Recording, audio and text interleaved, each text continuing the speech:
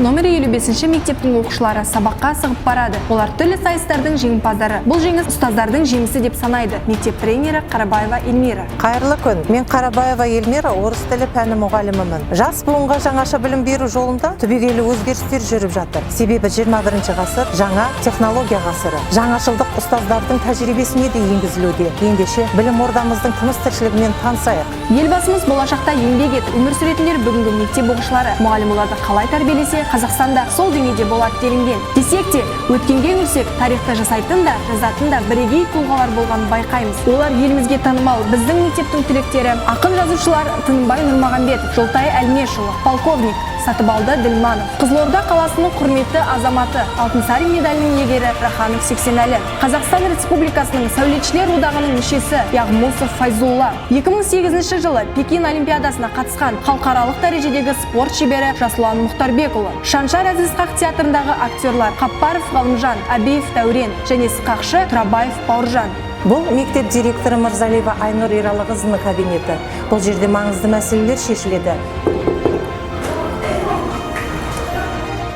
Сұлтанбек Қожанов атындағы нөмірі 55 жалпы орта мектепте қазіргі таңда 79 мұғалім жұмыс жасайды. 59 мұғалім жаңартылған білім мазмұны курсынан өтіп келді. Қалған 20 мұғалім алдағы уақытта өтетін болады. Және біздің мектебіміздің 85 жылдық тарихы бар киелі орда. Мектептің негізгі жұмыс жоспары жаңартылған білім беру мазмұны білім сапасын арттырудың негізі деп алып, биылғы оқу жылын осы тақырыпта жұмыс жасап жатқан жайымыз бар. Бауыржан Момышұлы атамыз айтқандай, тәрбиесі берілген білім адамзаттың қас жауы дегендей, балаға алдымен біздің мектепте құндылықтарды басты назарға қоямыз. Ол құндылықтар ата-ана алдында, ұстаз алдында, бауырларының алдында, достарының алдындағы міндетті жауапкершілікті ұғындыру. Қай кезеңде болмасын, көп тілді меңгерген халықтар мен ұлттар алдыңғы елдің қатарына еніп, өзінің коммуникациялық және интеграциялық қабілеттерін артып, кеңейтіп отырады.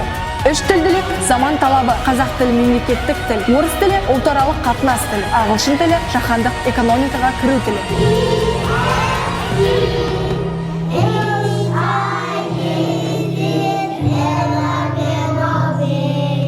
Математика, химия, биология, жаратылыстану ғылымдарының саласы. Химияның адам қажетіне керекті көптеген заттар алуда маңызы зор. Мектеп оқушыларының көп бөлігінің жаратылыстану бағытына ықыласы ерекше. Сабақта тәжірибелік жұмыстар жүргізілуде. Now, Nurdaurin shows us this experience. Then I mix.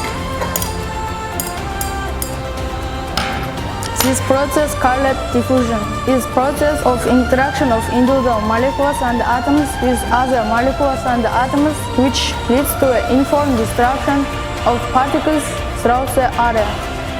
Внутренняя энергия, суммарная кинетическая энергия, теплого движения.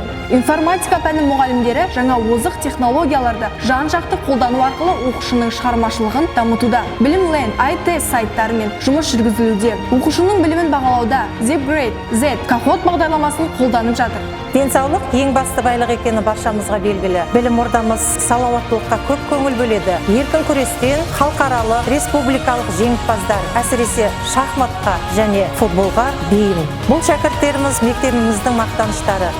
Сондай-ақ, байқауларға көрме бұйымдарын дайындап жатқан технология пәні мұғалімдерінің еңбегі зор. Ибрагимов Марат ағайдың шәкірттері көп функционалды машина құрастыруда.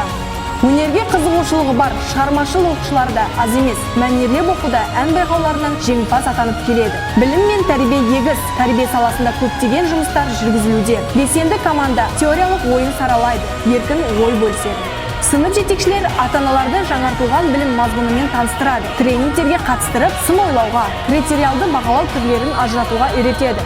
Мектеп тәжірибесіне өзгеріс енгізу жолдары, бірлескен топтық жұмыстар, коучинг және тәлімгерлік іс-әрекеттегі зерттеу, lesson study.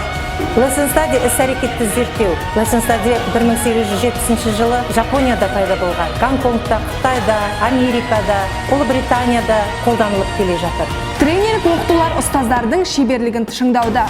Мұғалімнің ісі қарапайым болғанымен тарихтағы ең ұлы істің бірі деген екен Ушинский. Тарих пәні мұғалімдері Қызылорданың 200 жылдығына, Жаңақорғанның 90 жылдығына орай рухани жаңғырудың туған жер бағдарламасы бойынша бағыт-бағдар беруде. Құс қанатсыз ұша алмаса, адам білімсіз алысқа самғай алмайды.